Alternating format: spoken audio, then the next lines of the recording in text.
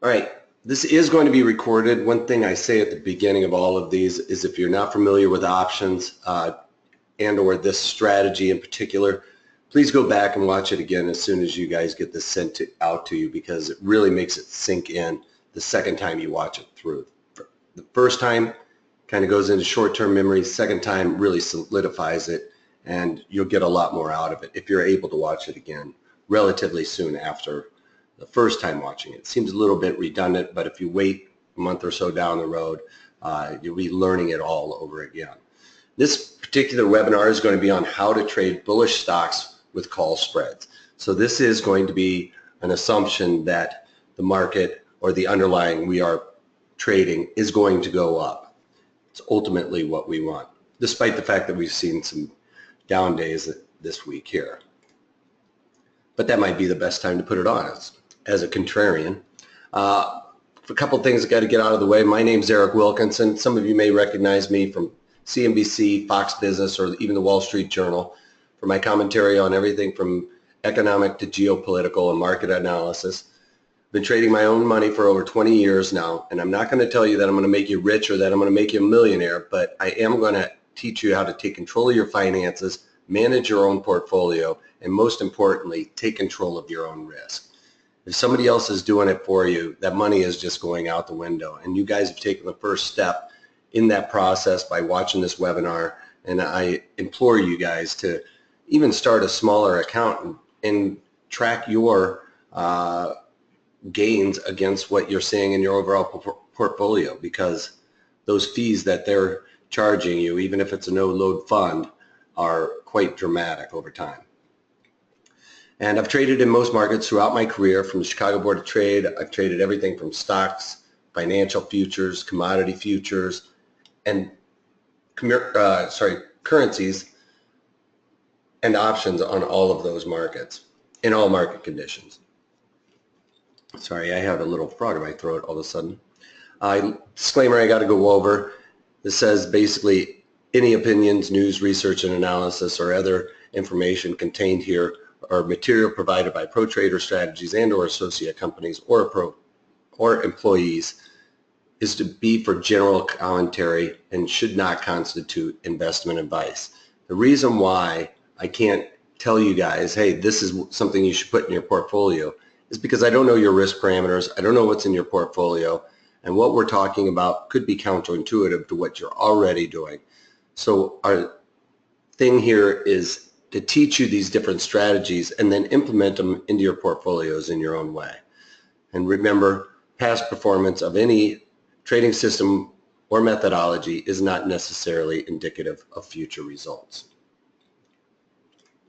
Let's get on with how to build out a call spread.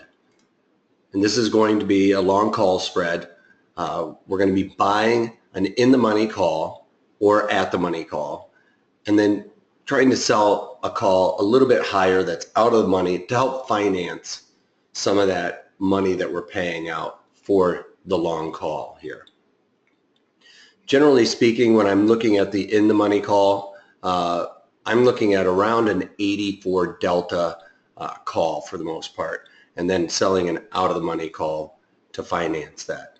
I have been known, especially if I'm a lot more bullish on this underlying, to do the at the money or just slightly there out of the money call, depending on how bullish you are. So if it's in the money doing the 84 delta, I'm thinking that it's going to take a little bit longer to kind of rally.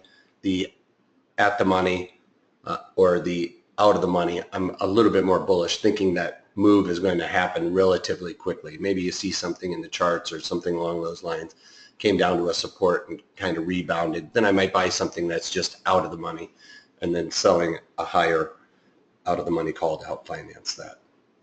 Does that make sense to everybody? If I'm going to pick this because I just like the stock, I'm usually going to pick one that's deeper in the money.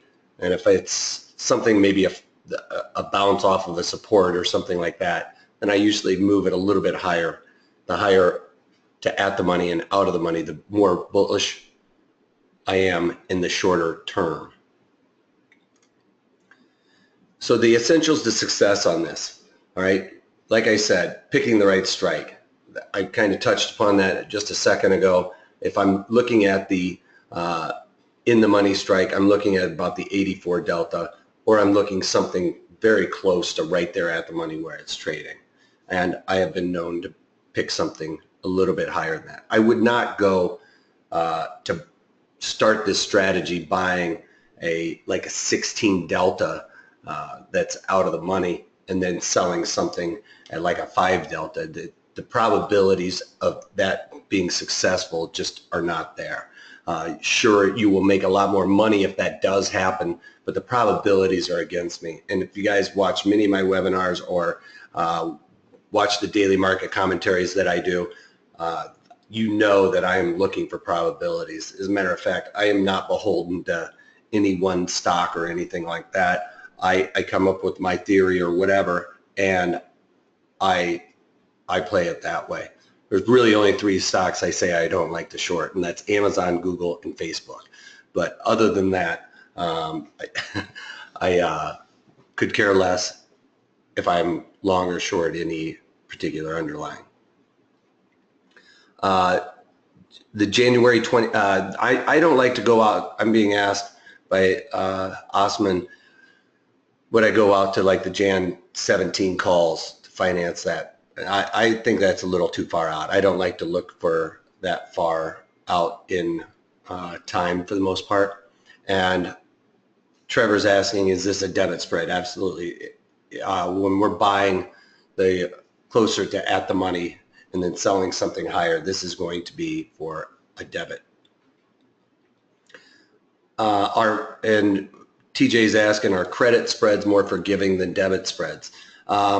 I like to do credit spreads for the most part in this environment with low implied volatility. There's just not enough premium in those to be selling anything right now. So that's why we're kind of looking at this as going into the debit spreads, because as volatility expands, that's going to help us out. As volatility decreases, it's going to hurt us a little bit. So we're going to look at something with pretty low implied volatility percent. If I'm looking for a credit spread, that's when I'm looking for the high implied volatility. And then therefore, when it reverts back to the mean, then you make your money on that. Bobby is asking a great question. How far out do you go?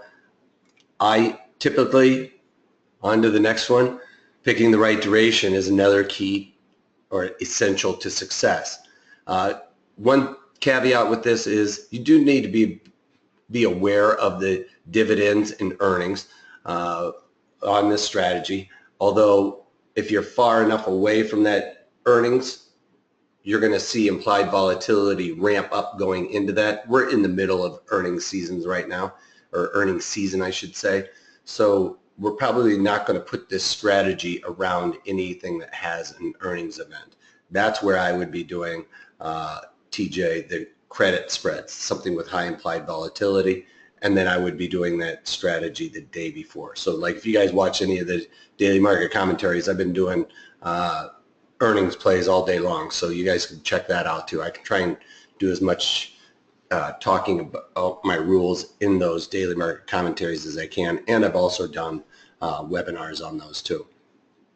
So picking the right duration, I like to go a little bit further out in time, but you know, I don't want to go 150 days usually on something like that, just because I'm going to be paying a lot of money for it. And again, back to, if you watch many of my webinars, you know I don't like to pay money for options. I like to try and keep that to a minimum.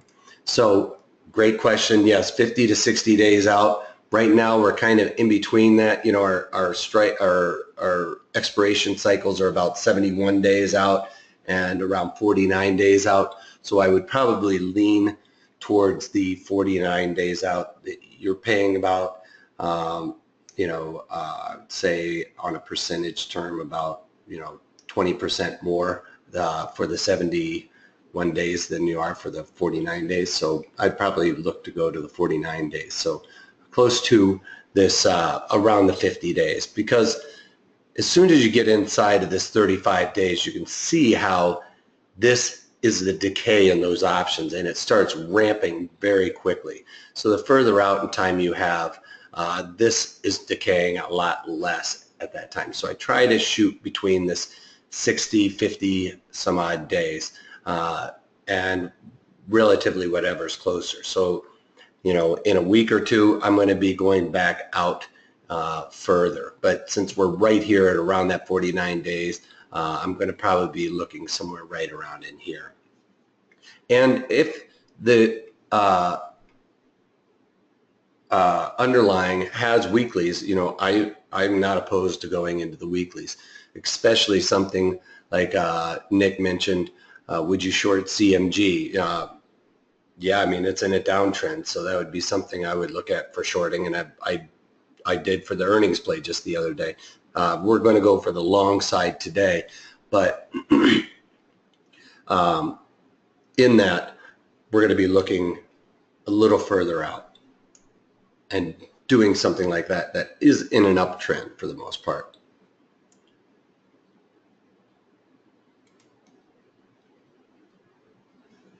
All right, so picking the right environment. I've touched upon this as well.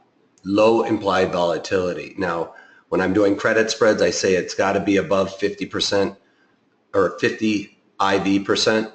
And in this environment, for this particular long call spread, I'm going to be looking for something that has less than 30% IV. All right, so it's going to be pretty low, and that's pretty easy to find right now, believe it or not. There's almost there's tons of stocks out there that have a lot of players in there and low implied volatility, and I'll go into that when we pull up the overall platform. And picking the right underlying. So I touched on this, something that has high open interest and volume. And the reason why I look for something that has high open interest and volume, especially when we're starting to talk with spreads and, you know, and even into the condors and things like that, every time you have to give up the edge on each particular option strike, that's really eating into your profit. So if it's like 25 cents wide on each option strike, you know, you could be giving up like 30 cents edge on both sides. So that's 30 cents to get in and 30 cents to get out, because likely you aren't going to see all of a sudden a ton of people coming in trading that particular underlying in the next 60 days. So, you know, that takes a long period of time to get people trading that at a high rate and get a lot of players in there, like you would see in Apple, where you know, the bid ask is just a couple pennies wide. We don't want to go into something like even CBOE or the CME, where everybody's heard about those. The bid ask on those is quite wide, just because there's not a lot of options players in those particular underlyings. So that's something I'm going to stay away from. All right, so your max profit on this is going to be your short call strike, that's the short call strike, minus your long call strike, and then minus the premium. So if it's $10 wide and we paid $3 for it, then our profit is, or our max profit is $7. Excuse me. Bobby's asking, so the bid ask should be less than 30 cents. I would say, you know, on anything under $100 stock or ETF for that matter, it's got to be inside of 15 cents per strike. That's what I look for. Anything over that, you know, like CMG I mentioned earlier, that's going to have a lot wider, but that's a you know, $400+ stock. So it's going to be dependent. And when we pull up the options, when I pull up the platform, I'll show you the open interest and volume in there. And when you see that, you'll be able to correlate it a little bit better. Our max loss is going to be the premium you paid. Anytime you're doing a debit or a strategy for a debit, that is your max loss. Your break even is going to be that long call strike plus the premium you paid. So remember, it's got to be, you know, if you paid $3 for it and you did it the $50 strike, then $53 is where your break even is. How wide is the spread? Well, that's going to be dependent on our premium for the most part. I'd like to be able to, I don't want to pay $5 for a $10 wide strike, because that's like a 50-50 shot there. I like to try and risk one to make two. So if it's a $10 wide, I'm looking at maybe around $3, and then I have that $7, or I can almost double what I paid out for it when I'm right. And if I'm going to exit this strategy, usually I'm going to let this one kind of work itself out for the most part. Sometimes if it's trading sideways for a long period of time and it's just not really rallying, and I can get $6 for this strategy because it's just slowly creeping up, and I'm going to be worried about all of that theta decay happening, then I might look to cover that rather quickly. Could I respond? Okay. Do you want me to go over the correct strike prices? So the correct strike prices, it depends on how bullish I am. Generally speaking, if I don't have a real assumption around this strategy or this underlying, I'm going to pick about the 84 delta. And we're getting ready to get into that platform right now. If I'm a little bit more bullish on it, then I'm going to pick something a little bit closer to the at the money, at the money on that.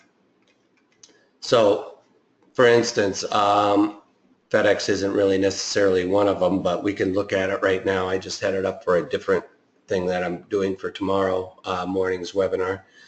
And so for instance, FedEx, it's been trading sideways, but you can see that it's come down here, kind of tested what was a resistance on the upside. It was acting as resistance there, popped through. Now that's going to act as a support here.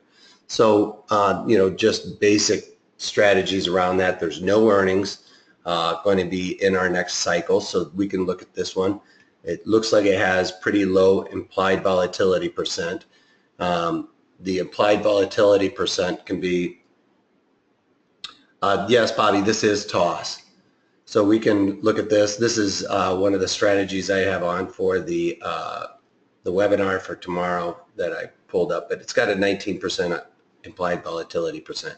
So I got long calls on that. So that might not be a very good example here, but so if I'm really bullish this, I'm going to be buying, or if I'm not very bullish or I don't really have a real good idea as to where we're going, you're paying the 84 delta, right? This looks like you're paying for a lot of money, but you're really only paying around $1 in extrinsic value. That's how you can figure out really what your extrinsic value is. Intrinsic is what's embedded in it. So we round this off, take $15 off of it. It should be saying that, or add $15 to our strike. That's trading around 65, so that's about right. This is a little bit wider than what I would look for. It's a $160 stock. It's really close to that 15 cents above 150, which is one of my limits. 200 and down, I look at it 15 cents. Below 100, it's got to be, I'd like to be inside of 10 cents for that. BS, this is toss, think or swim. What webinar is tomorrow? Yeah, Trevor, they can send you out a link for tomorrow's webinar. They might even add it in. I'm working with Steve Primo on one of his trading strategies, and it has to do with charting and stuff like that, and building option strategies around that. So that should be a really good one too. Or you can go to Pro Trader Strategies and sign up for that too. All right, so let's look at a couple of This is usually the part of the webinar where I like to give and take back and forth.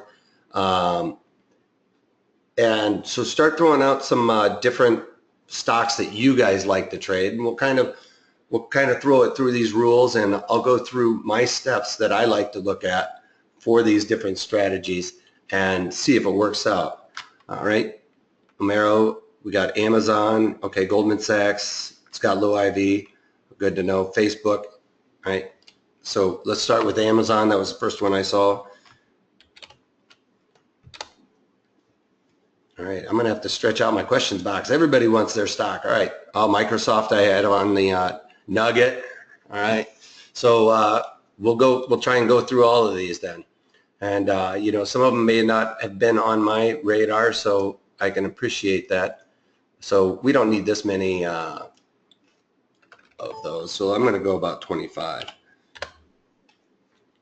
Okay, so our extrinsic value right here is quite a lot. So for this strategy, you know, I probably would go, I'm pretty bullish on Amazon in general. So I'm going to go right to the one that is very close to at the money. And, you know, even though these 660s aren't quote unquote in the money, they, you know, we're 60 cents away, and Amazon moves that much in, you know, under a minute.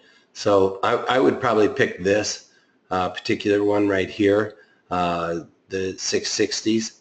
So, you know, we're going to click on the buy for this, and then you have to, with toss, you have to hold down the control button. So they came out with pretty surprising earnings, so they could, and they did give back quite a bit. They were up quite a lot earlier. Another thing I will do is go to the charts and kind of look at it. You can see that they gave back a little bit, but spiked higher.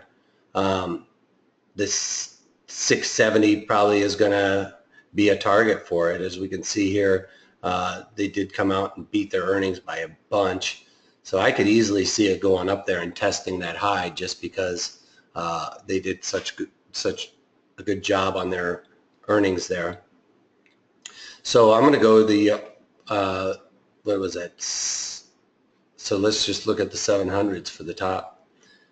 So we're going to buy this one. So go to the buy, hit that, and then go to the 700s-ish, and we'll be able to finance quite a bit of it. Sell that. Oops, did I hit something twice there? 660s. All right. It might be easier if I just go back to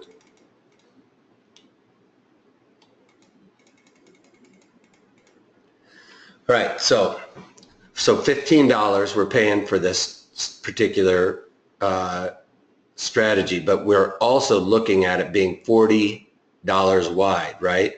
So that is going to be within that realm of, you know, risking one to at least make two, and that's what I'm always looking for. I want to, you know, get at least a third of that. So we're right around that third of it. 3 times that is 45. So we're really close to that. So we're right inside that realm of risking one to eventually get two.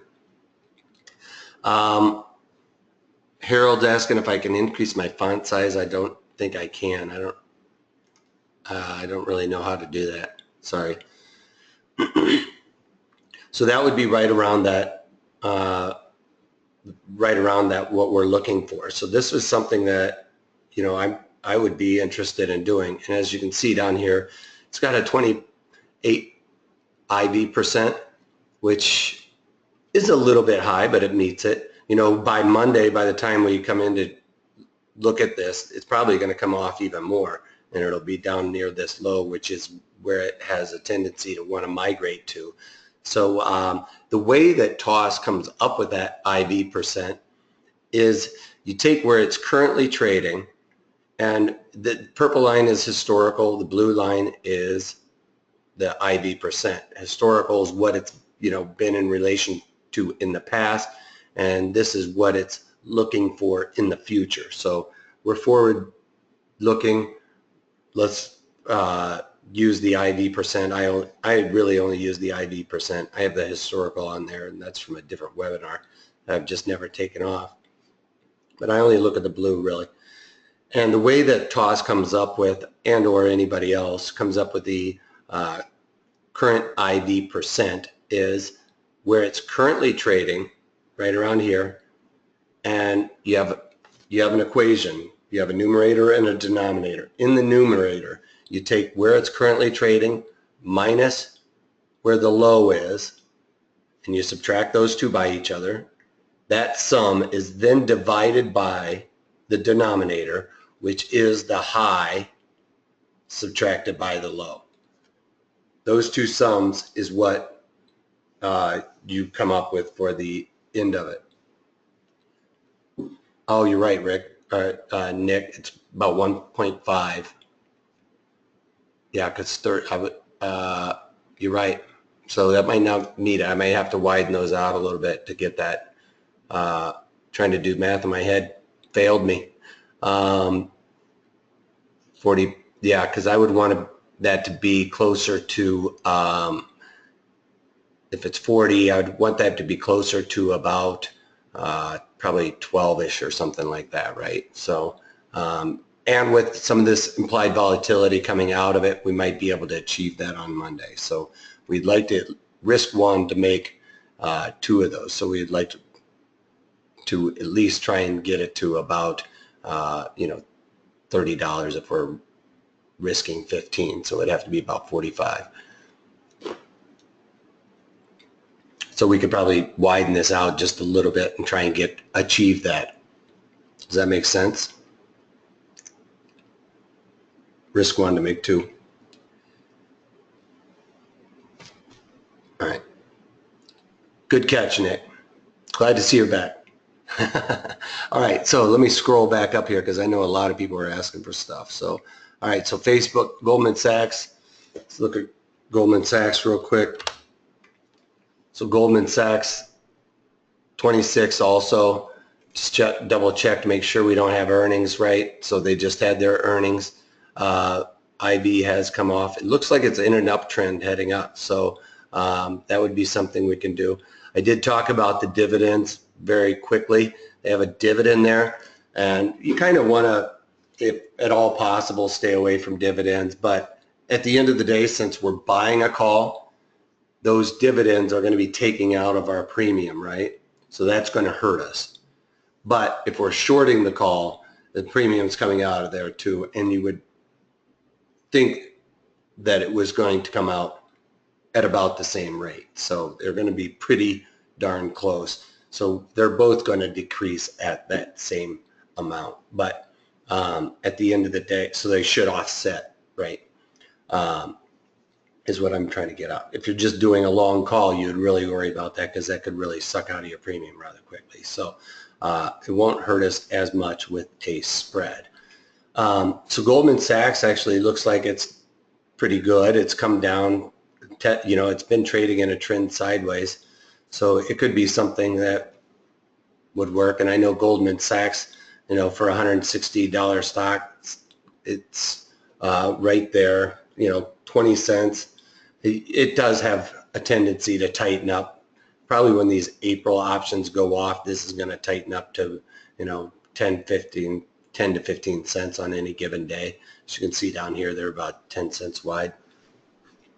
So that meets that parameter, and I'm pretty sure this is going to definitely tighten up on Monday as people move out there and away from the May. So something that would look at the closest to at the money are probably these 65s. We could look at these 84s, because another thing is the further in the money you get, you can see, this is just a trader cheat, if you will. This is the extrinsic value that's embedded in these. So you can kind of just figure out this is what we're really trying to get rid of, is the extrinsic value as opposed to the intrinsic value. You can't really knock it down enough to get rid of the intrinsic value. But so if we're going to look at this, we're going to be looking at trying to, finance as much of the extrinsic value that's embedded into this. So for instance, if we were going to be doing the 150s, we could buy that and then try and finance as much as that as we can, which I would probably pick something like these 185s to try and finance that, control and sell. And it didn't do it for me. Control, sell. There we go. So we're going to get something like that. And 14 $14 is a little bit, when you go that deep in, it's a little bit misleading. We got $30 wide, and you're risking one to make one, so it makes that more of a 50-50 shot. But keep in mind, as this rallies up, you've financed almost all of the extrinsic value, so you could hold this for a lot longer to make it work out, and you're only really risking that dollar. You're risking more than that, in a sense that if it trades down, you're risking all of this. But if it's trading sideways to slightly up, and you start seeing the theta decay happen, you're only losing that dollar, I should say. The other side of the coin, which is what I like to do more often, especially if I'm bullish on that underlying, is to go ahead and buy this one that's just out of the money by only $1, and then come up here and try and finance that. So we'd probably be looking at the 185s. I'm thinking look the best just off the cuff. So you got $20 wide, you're paying $5, so you're risking one to make 3 there. So that's something that I like to look at, risking $4 to make 15 in a sense, after your commissions and everything. So that one looks pretty good. That's why I have a tendency to come out to these. The one nice thing about when you're buying the one that's in the money, this delta really tells you, so for every dollar increase I get in Goldman Sachs, this particular strike, the first dollar, I'm going to gain 84% of that dollar, or 84 cents, whereas the first dollar increase on these 165 strikes, I'm only going to get about 48 cents out of the underlying moving $1 within that premium. Does that make sense? I have to scroll down to see what answers. I do diagonals, and I've done a webinar on the diagonals. And yes, in the money, spreads are very exposed to price movement. How do you manage when the when the price moves down? Well, great question, and that is another reason why I like to push it up towards here, because you are risking, the $14 when you're playing around deep in these monies, and you're also, you notice the bid ask gets quite large the deeper in the money you get. So even though you're only synthetically paying this in extrinsic value, you can see you're paying this in you're paying $3 in getting in and getting out. So that's why I like to push closer to the at the monies rather than that 84 delta. But that's me. Most people teach, and the only reason why I really mention the 84 delta is because that's what's widely looked at. When I was on the floor, everybody looked at, when you were buying a spread and paying a debit for it, you always looked at the 84 delta. Well, the more and more I've done this, and especially the more players that have come into this seems to be the best bang for your buck, because you're not having to give up all of that edge getting in and getting out, which is what I talked about for the most part. Harold, what is your sell signal? I usually like to try and let this run out, but if I'm looking to risk one to make 2, and a third of that, so if I'm risking $5 to make $10, and the difference in the width of those strikes is $15, right? So I'm risking $5 to make $10. A lot of times what I'll do is I'm going to evaluate that as soon as I'm up 100% on what I paid for it. So risk one to make one. So if I risk $5 and that spreads up $10, I'm going to look long and hard at reevaluating what I've got going on there. And if I'm still bullish that underlying, I'll leave it on. If I'm getting a little bit, getting waning on it and it's starting to look like it's petering out on the upside, that's where I'm going to kind of look to get out of that. Otherwise, if I've risked that money and it doesn't happen right away, I usually ride those out into the sunset and wait for it to hopefully come back. Does that make sense, Harold? So if I'm risking $5, I'm looking to get out of it when it's trading like 10. And that way, I haven't had to wait for it to go all the way to fruition.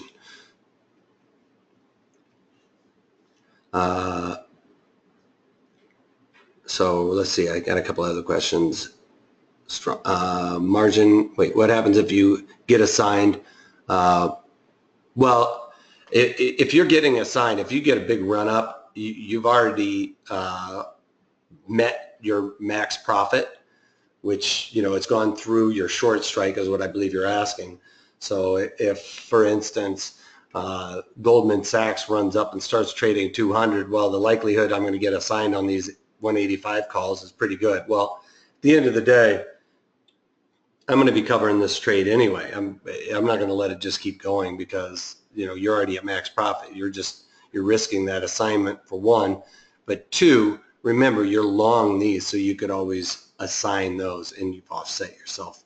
So you don't really have any risk at all above that 185. Somebody assigned you.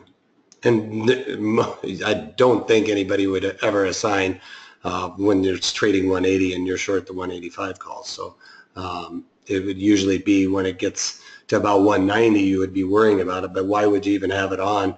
I would get out of this strategy and use that margin somewhere else. Does that make sense? So if it blasts off and goes through my short strike, I'm just closing the position. Brian, yes, this is being recorded. And, I say to everybody, watch it again, even if you watched it from the very beginning. And what is your stop loss? Great question, Bobby. So if I've risked, $5 on this strategy, I will usually let it run out into the sunset, but, if your risk tolerance isn't what mine is, and I probably have a pretty high risk tolerance compared to most people, then I would look to probably cover it when I've lost half of that. So if this was trading $2.25, if you have a pretty itchy trigger finger, then get out of it. One thing I tell anybody all the time, if you all of a sudden get that feeling in your stomach where, you know what, should I cover this? That's probably the time to cover it. As soon as it comes into your head. All right. Now keep in mind the probabilities of this going up are about 50-50, and the probabilities of this going down are about 50-50. This is the probability of it being in the money at expiration is about 48%. So keep that in mind. It's going to want to go down or up at any given time. So I look to let it ride out and let the probabilities play out. And my probability on the upside of it going all the way to 185 is, for these to be in the money at expiration, is only about 14%, or sorry, 7%. But the probability of it touching, coming up and touching, and maybe even coming off, is 14%. Probability of touch, as another trader thing from the floor, is about 2 times what the delta is. Now, sometimes it's a little bit more, sometimes it's a little bit less, but, just kind of look at that when you're looking at probabilities of things happening. The probability of this market coming up and touching these 185s is double the delta. Does the first standard deviation, I think you're saying one standard deviation, have an important bearing on debits like it does with credits? Yes, it's going to be about the same. And, the probability is about 16%, right, for the one standard deviation move. So if you like to play around with that, definitely, you could even add that into your exit strategy if it gets, if you sold this 7 delta on the beginning, as soon as it goes up and touches something that would be like the 175, maybe that's where you would want to get out. A 16 delta is about a 1 standard deviation move, and therefore the probability of touch is twice that delta, so 36% of the time. And you could even add that into your, your strategy to sell. Collect a little bit more credit. You'd collect about 30 more cents for that, but you're losing, keep in mind, you're also going to be limiting your profit on the upside, because those shorts will increase in value a little quicker. Ben is asking, do I ever exit one leg? Is there any way to judge when you should? Good question. I am, I do bend the rule and every once in a while leg in and out, or leg out of a strategy when I'd never leg into this strategy, you guys, because for one, the counterparty doesn't want to take on the risk of having something naked, all right? So they're going to, in a sense, charge you a few pennies. They're not going to give up that edge if they have to try and lay it off somewhere else, because that's making them take on risk. So to put on this strategy, I would always put it on as a strategy, as a spread, because then the counterparty is more likely to give me a couple of pennies here and there, and you could decrease what you're paying for this, and somebody might give up that edge because it's already locked in. They know where their risk is. So always put it on as a spread. Rarely would I ever take off this short call. I'm looking for it to rally up. Yeah, you can get a couple of pennies, but at the end of the day, I usually, if it looks like it's going to go up there and hit it, that's where I'm going to take it off. So I usually put strategies on as a strategy and take them off as a strategy. One of the rare occurrences I would is if leg out of something like I just did with XOP. I had on a strangle and I legged out. I just bought back my short puts that were worthless, but my short calls are in the money. So I looked at it like I thought the oil's topping out and might have a pullback, and all those puts could do is hurt me at that point. So that is one of the very few occurrences where I would leg out of something. On something like this, no, I don't leg out of it.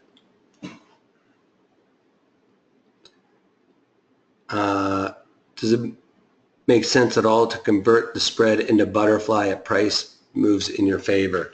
I've never done that to turn it into a butterfly, but just because I know what my risk is getting in and getting out, and if I'm thinking about adding another strategy around it, I'm probably making enough money on it that I'm going to cover it and try and go somewhere else and reallocate that money somewhere else. The idea with any strategy and options, you guys, is get in and get out as quickly as you can and reallocate that money somewhere else.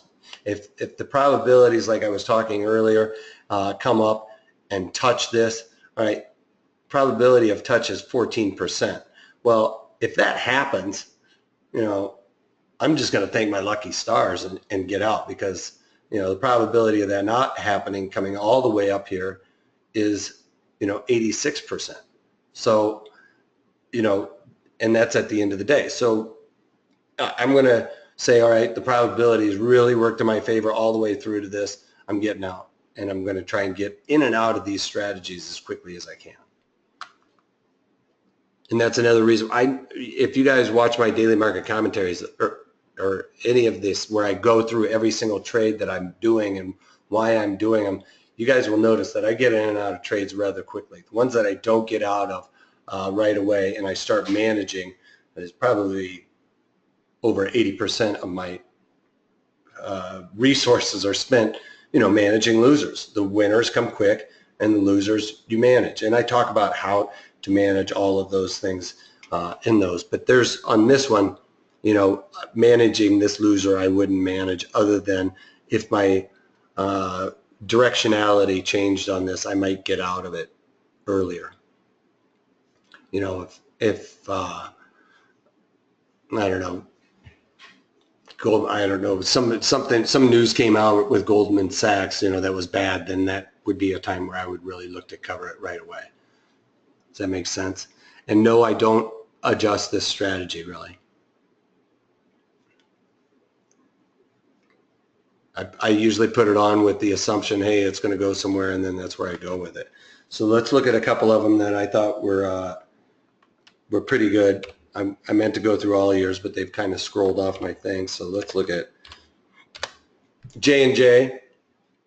The reason why I like J&J is the overall market, the broader market has kind of pulled down J&J, despite the fact that they had pretty good earnings. Amazon got pulled down with the good earnings, but J&J, $100 stock, as you can see, 4-cent wide markets. So with J&J trading 112, I'd probably look to buy. Where's the high of this? 114. So I'm thinking I want to buy like the 110 calls and sell something above 115. So I think it could easily go to new highs. So let's look at the 110 calls, and we'll sell like the 120 calls. So we're not going to be able to finance very much of this. So I'm only going to get about 8 cents for those. So I might go to these 115s, but that's going to be risk one to make one. Yeah, so you're risking one to make one. So that's one that I'd probably kick to the curb on there. What percent of max profit do you try to capture as a profit? I try to capture, if I paid out $2.50, I'm going to try and get out at $5. So if I collected, or if I paid $2.50, I would want it to be $7.50 wide on the strike, so that my max profit on that would be that $5. I'm probably going to take half of what that profit there is, or double what I paid for it. So if I paid $2.50, I'm going to probably try and get out when it's trading around $5. And when I do something like, if it's $5, I'm going to try and get out when it's trading at $10. That answer your question? So kind of, in a sense, double. I'm looking at double what I paid for it to get out, but my max profit on that needs to be about make one, or risk one to make two, or if it was $5, $15 wide, things like that. $2.50 wide, it would need to be about $7 wide. Or if I paid $2.50, the width would need to be $7.50 of the strikes. Does that make sense? No, I kind of banged around on that. All right, Nugget, J-hook pattern. Let's see, what was Nugget?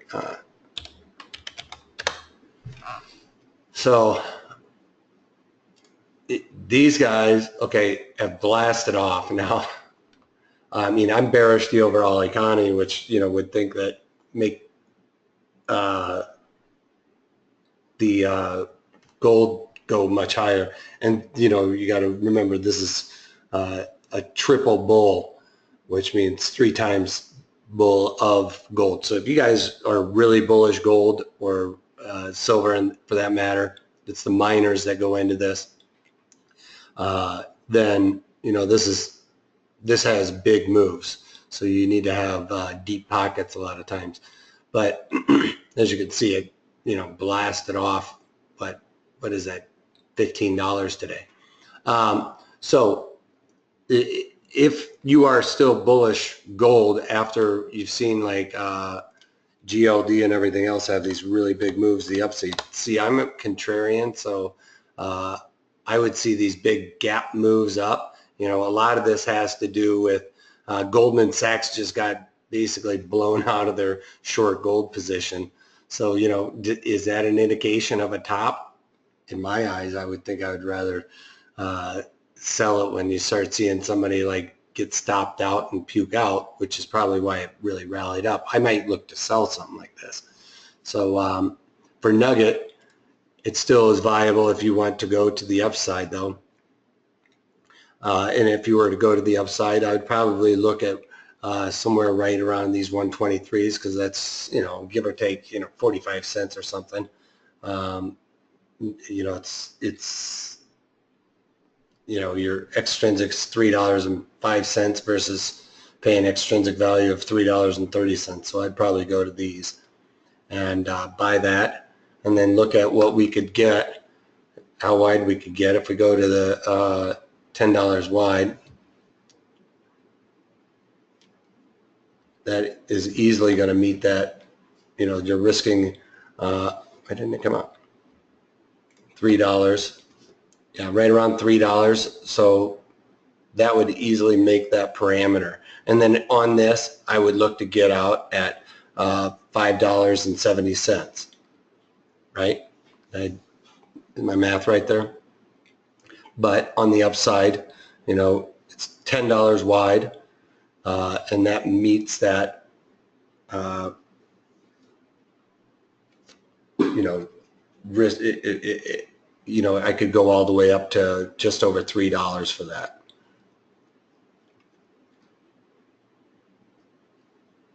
Are you counting on a measured move in price?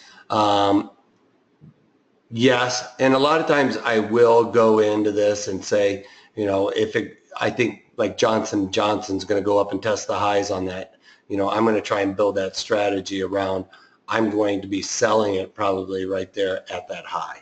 Or if I think that it's going to go down and, you know, say for instance, cover this gap, then, you know, that might be where I, on the put side, would be selling my puts.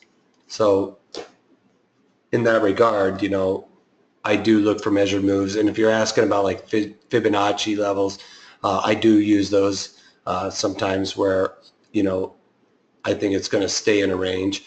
When I'm trying to find, you know, I play around with a lot of the things, but for the most part, on this type of strategy, I'm looking for really low implied volatility. It's got to be, you know, below that 30. And I put it on my watch list. And as you can see, I have the IV percent, and it sorts from high to low because I like to sell the high implied. And then, you know, for this strategy, I would look right here at the bottom and just start scrolling up from it and just look, hey, what's McDonald's doing, you know? All right, McDonald's is kind of coming off its high after it had better earnings. You know, probably a little bit of profit taking there. I just see this kind of pushing sideways. So all that's going to do is decay my overall premium, so I might stay away from that. You know, you want something not like GE going straight sideways. Diamonds is going to be a bad example because it's looking like it wants to go down. Well, it's not so bad after looking at this chart.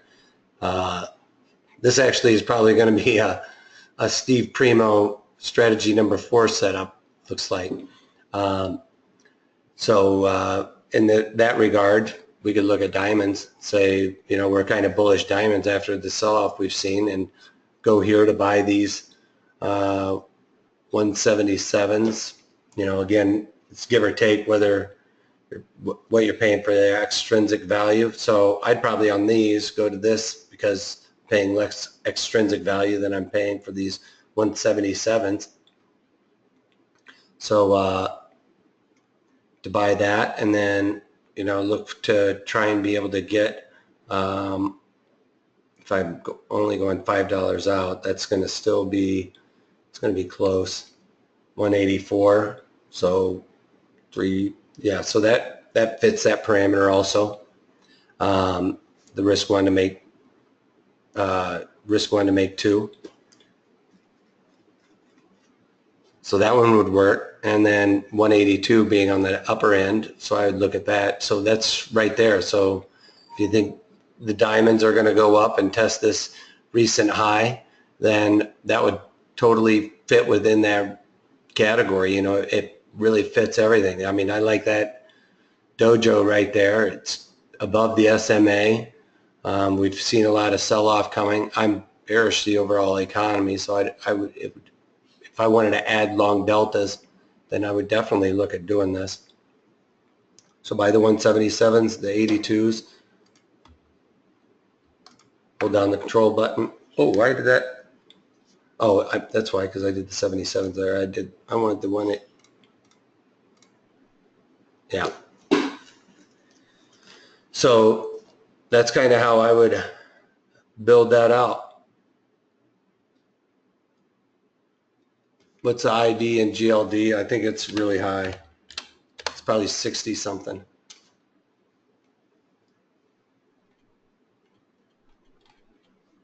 Might even be able to just scroll it up. Oh, 41, it's come off. It was in the 60s not too long. Oh, I guess it hasn't. Why was I thinking it was so high? But GLD 41, so it's a little bit above. You know, if it starts really spiking up, that's where I'd be looking to do selling option strategies on that.